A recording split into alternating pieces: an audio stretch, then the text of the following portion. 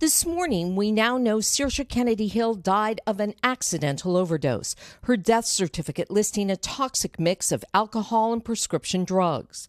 Fluoxetine used to treat depression, diazepam used for anxiety, and methadone typically used to treat opioid addiction. 28 Marshall Ave for an overdose, requesting the supervisor. The 22-year-old student at Boston College was found unresponsive at her family's historic Cape Cod compound on August 1st and declared dead soon afterward.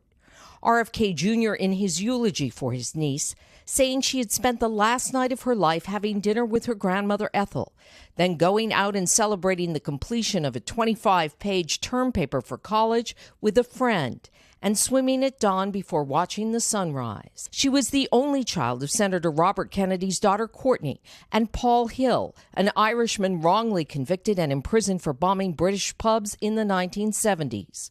Saoirse had struggled with depression, once describing it as a heavy boulder on her chest.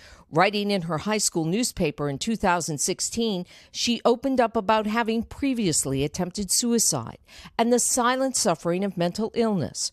Writing, "Too often it feels as if I'm drowning in my own thoughts while everyone else seems to be breathing comfortably." But after that episode, she urged her classmates to be more open about mental illness, to take away its stigma. Bravery hailed by her mother's cousin Patrick Kennedy the day after Saoirse died.